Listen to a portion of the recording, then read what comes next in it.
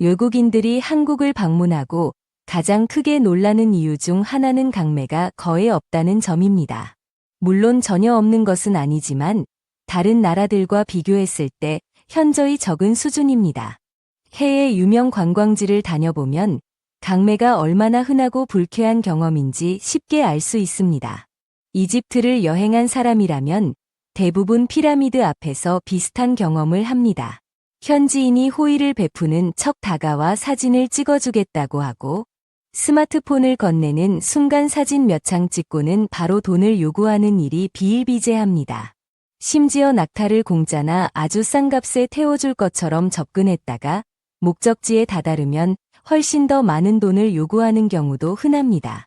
이러한 일은 이집트뿐만 아니라 독일, 이탈리아, 미국, 프랑스 같은 선진국을 포함한 전 세계 관광지 어디에서나 벌어지는 상황입니다.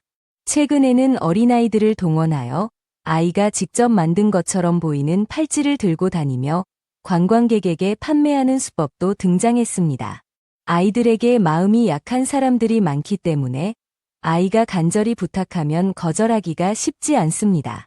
이처럼 어느 나라든 관광객을 대상으로 한 강매 행위는 존재합니다. 하지만 한국은 상대적으로 이런 경우가 매우 드문 편에 속합니다. 오히려 한국에서는 외국인 관광객보다는 자국민을 대상으로 한 강매와는 조금 다른 형태의 부탁이 있곤 합니다. 요즘도 그런 일이 있는지 모르겠지만 제가 직접 겪었던 일을 이야기해 보겠습니다.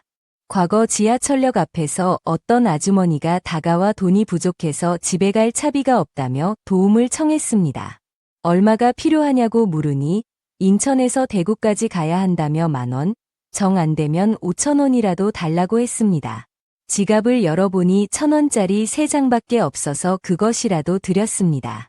그런데 일주일 뒤 같은 장소에서 그 아주머니가 똑같은 이야기를 하며 다시 돈을 요구하는 것이었습니다. 일주일 전에 돈을 줬던 저를 전혀 기억하지 못하는 듯했습니다. 그 순간 당했구나 하는 생각과 함께 허탈함이 밀려왔습니다. 사람의 선의를 악용하는 이런 사람들 때문에 사회가 점점 더 각박해지는 것은 아닌지 씁쓸했습니다. 그런데 한 외국인이 한국 여행 중 비슷한 듯 다른 경험을 했다며 글로벌 커뮤니티에 글을 올렸습니다. 그 내용은 다음과 같습니다. 저는 바로 어제 한국에서 돌아왔고 제 인생에서 다시 겪기 힘들 진기한 경험을 했습니다. 한국을 여행하기 전부터 인터넷과 SNS를 통해 좋은 후기들을 많이 접했습니다. 대부분 안전하고 음식이 맛있고 사람들이 친절하다는 이야기였죠. 제 여자친구 역시 한국 여행에 대한 기대가 컸습니다. 그녀는 4년 전 우연히 본 방탄소년단의 무대에 매료되어 K-팝 팬이 된 사람 중 한 명입니다.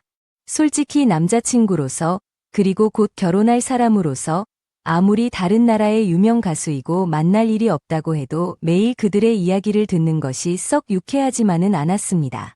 그래서 처음에는 방탄소년단 때문에 종종 다투기도 했지만 제가 그녀를 너무 사랑하기에 그녀의 취향과 취미를 존중하기로 마음먹었습니다. 한편으로는 그토록 잘생긴 사람들과 제가 어딘가 닮았기 때문에 저를 좋아하는 것이라고 스스로 위안 삼기도 했습니다. 우리는 곧 결혼을 앞두고 있고 결혼 전 마지막 연인으로서의 해외여행을 계획했습니다. 저는 싱가포르를 원했지만 여자친구는 한국을 강력히 원했습니다. 신혼여행은 당신이 원하는 곳으로 갈 테니 이번 여행은 내가 가고 싶은 싱가포르로 가자고 설득했지만 정신을 차려보니 저는 한국행 비행기에 몸을 싣고 있었습니다. 그렇게 서울에서 5일간의 즐거운 시간을 보내고 부산에서 2일을 보낸 뒤 남은 3일은 한국의 덜 알려진 지역을 여행하기로 계획했습니다.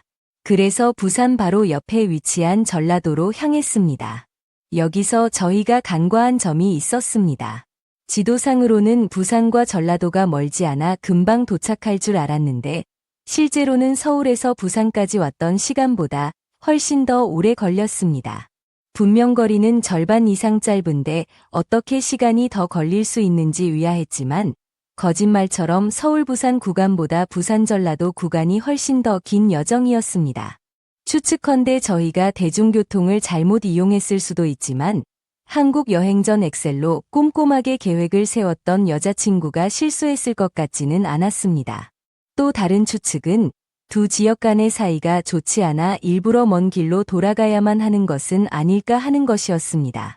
어떤 이유에서든 저희처럼 부산과 전라도를 여행할 계획이 있는 분들은 동선을 잘 짜서 더 빠른 교통편을 알아보시길 권합니다. 한국에서는 지리적 거리가 이동 시간을 결정하는 절대적인 기준이 아닌 것 같고, 때로는 지도가 무의미하게 느껴지기도 했습니다. 결국 저희는 점심때 출발했지만 저녁이 되어서야 도착했고, 어쩔 수 없이 숙소 근처 식당에서 저녁을 해결하고 바로 잠자리에 들었습니다. 긍정적으로 생각하자면 여자친구가 워낙 타이트하게 일정을 짜는 바람에 지난 8일간 하루 5시간 이상 잠을 자본 적이 없었는데 덕분에 오랜만에 10시간 이상 푹 잘 수 있었습니다. 그리고 다음날 저는 살면서 다시 경험할 수 있을까 싶은 특별한 상황을 마주하게 되었습니다. 저희는 숙소를 나와 점심을 먹기 위해 주변을 둘러보기 시작했습니다. 여자친구는 한국에서는 유명 프랜차이즈 식당보다 오히려 현지인들만 아름아름 찾아갈 법한 허름한 식당이 진짜 맛집일 가능성이 높다고 말했습니다. 그래서 저희는 외국인 관광객은 없을 법한 현지인들만 갈 것 같은 식당을 찾아 나섰습니다. 그렇게 30분 정도 걸었을 때 여자친구가 마치 사막에서 오아시스를 발견한 사람처럼 소리쳤습니다. 찾은 것 같아. 그녀가 가리킨 곳을 보니 솔직히 현지인조차 잘 찾지 않을 것 같은 낡고 허름한 건물이었습니다. 심지어 간판도 제대로 달려 있지 않았습니다. 바닥에 간판처럼 보이는 무언가가 놓여 있을 뿐 도대체 어떤 음식을 파는 곳인지 짐작조차 할 수 없었습니다. 저는 여자친구에게 여기는 정말 아닌 것 같다. 다른 곳으로 가자고 말했지만 그녀는 이미 보물을 발견한 해적처럼 눈을 빛내고 있었습니다. 결국 저는 그녀의 손에 이끌려 그곳으로 들어갔습니다. 안에는 할머니 한 분이 계셨는데 저희를 보고는 무척 놀라신 듯 짧은 한국말을 외치시더니 무언가 알아듣기 힘든 말씀을 빠르게 쏟아내셨습니다. 저는 그때까지만 해도 외국인이 드문 지역에 갑자기 외국인 남녀가 나타나서 놀라신 것이라고 생각했습니다. 하지만 그것이 전부가 아니었다는 사실은 나중에야 알게 되었습니다. 여자친구는 할머니와 짧게 한국어로 대화를 나누더니 야외에 놓인 평상의 자리를 잡았습니다. 여자친구 말로는 할머니께 점심 식사가 가능한지 여쭤봤는데 할머니께서 너무 빠른 속도로 그리고 자신이 배운 표준 한국어와는 조금 다른 억양과 단어를 사용하셔서 정확히 알아듣기 힘들었다고 합니다. 그나마 알아들은 것은 점심을 해줄 테니 평상에 앉아 기다리라는 말뿐이었다고 했습니다. 할머니는 집처럼 보이는 건물 안으로 들어가셨고 5분이 지나도 나오지 않으셨습니다. 저희는 언제쯤 메뉴판을 가져다 주실까 기다릴 뿐이었습니다. 시간이 더 흘러도 할머니께서 메뉴판을 가져오시지 않자 실례를 무릅쓰고 할머니를 불렀습니다. 그러자 건물에서 나오시더니 또다시 알아듣기 힘든 한국말로 무언가를 말씀하셨습니다. 여자친구도 꽤 오랫동안 한국어를 공부했는데 도저히 무슨 말씀이신지 알아듣지 못하자 속상해하는 눈치였습니다. 그나마 이해한 내용은 조금만 더 기다려달라는 것과 물을 가져다 주시겠다는 것이었습니다. 잠시 후 할머니께서는 하얀색 플라스틱 통과 밥그릇처럼 보이는 노란색 그릇 2개를 가져다 주시며 한번 먹어보라고 권하셨습니다. 솔직히 만약 할머니가 아닌 다른 사람이었거나 여자친구가 한국 문화에 대한 애정이 없었다면 애초에 그런 허름한 곳에 들어가지도 않았을 것이고 할머니께서 주시는 음식을 섣불리 입에 대지도 않았을 것입니다. 외국인 2명이 인적이 드문 곳에 현지인조차 잘 찾지 않을 법한 허름한 곳에 들어선 것 자체가 비상식적인 상황이었기에 저는 할머니께서 주신 정체 모를 하얀 액체가 담긴 통에 의심의 눈초리를 보냈습니다. 여자친구에게도 여기 좀 이상하니 일단 먹지 말자고 말했습니다. 하지만 여자친구는 한국 전통 술인 막걸리 같다. 한번 마셔보고 싶다고 했습니다. 저는 끝까지 말리며 음식이 나오기 전까지는 어떤 것도 입에 대지 말자고 했습니다. 그렇게 5분 정도 더 지났을까?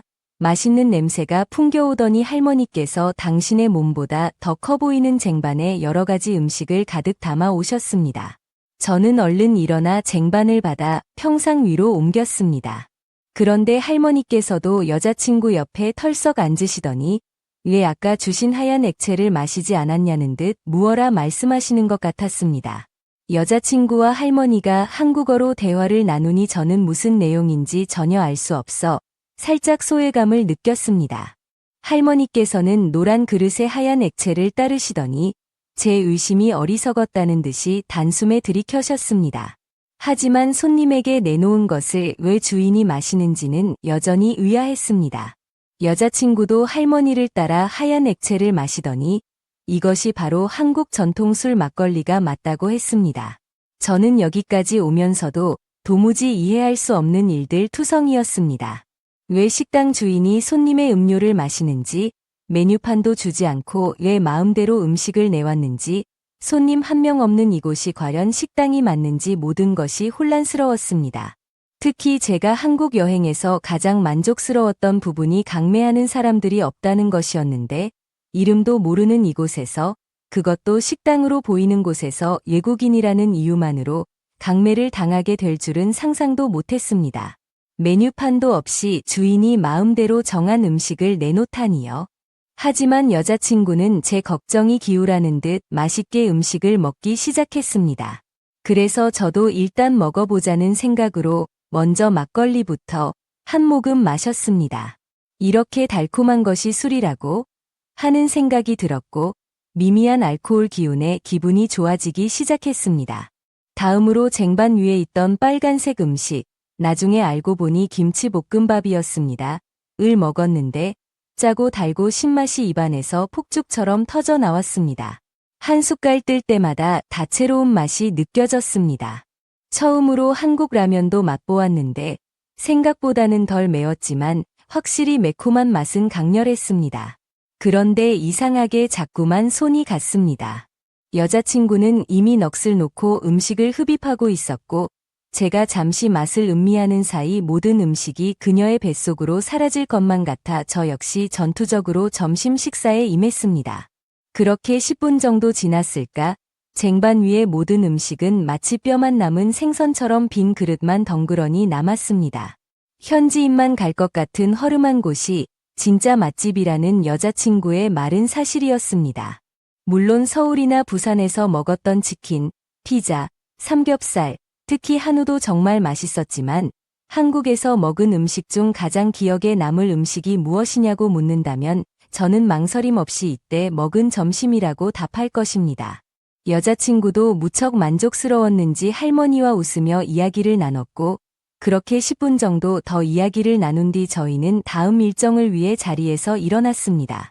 그리고 계산을 하기 위해 할머니께 얼마인지 여쭤봤는데 놀랍게도 할머니께서는 돈을 받지 않겠다고 하셨습니다. 도대체 어떻게 된 영문인지 어리둥절해하는 저를 보고 여자친구는 갑자기 할머니께 고개를 숙여 사과하더니 이내 할머니와 포옹을 하고는 저를 데리고 그곳을 나왔습니다. 저는 여자친구에게 대체 무슨 일이 있었던 거냐고 물었고 그녀의 설명을 듣고서야 모든 상황을 이해할 수 있었습니다. 알고 보니 그곳은 식당이 아니라 할머니께서 혼자 사시는 일반 가정집이었습니다. 문 앞에 놓여있던 간판 때문에 식당이라고 착각했지만 그 간판은 할머니 댁과는 아무런 관련이 없는 것이었다고 합니다. 그럼 왜 처음 보는 외국인인 저희에게 식사를 차려주신 것이냐고 묻자 여자친구는 할머니께서 그냥 저희가 반가워서 그러셨다고 답했습니다. 할머니께서는 외국인이 당신의 집을 찾아온 것도 처음이고 할아버지가 돌아가신 후적적했던 집에 오랜만에 손님이 찾아온 것 자체가 너무 반가우셨다고 합니다. 물론 그 손님이 외국인이라 처음에는 조금 당황하셨지만 그래도 점심을 먹고 싶다는 말에 당신이 금방 할 수 있는 음식인 김치볶음밥과 라면, 그리고 직접 담근 김치 등을 내어주신 것이라고 했습니다. 여자친구의 말을 듣고 저는 너무나 감사하고 죄송한 마음에 다시 할머니 댁으로 돌아가 가지고 있던 한국 돈 대부분을 평상 위에 놓고 나왔습니다. 할머니께서는 끝까지 괜찮다며 손사래를 치셨지만 저희는 그대로 두고 나올 수밖에 없었습니다. 만약 내가 한국이 아닌 다른 나라를 여행했더라면 과연 이런 경험을 할 수 있었을까? 하는 생각이 들었습니다. 너무나 새롭고 따뜻한 경험이었기에 한국에 오기를 정말 잘했다는 생각을 했습니다. 혹시 이런 새롭고 신비롭고 멋진 경험을 하고 싶은 분들이 있다면 서울이나 부산 같은 대도시뿐만 아니라 다른 지역으로도 여행해 보시기를 강력히 추천합니다. 많은 외국인들이 한국을 방문해서 서울만 둘러보고 돌아가는 것이 너무나 안타깝게 느껴집니다. 외국인의 글은 여기까지입니다.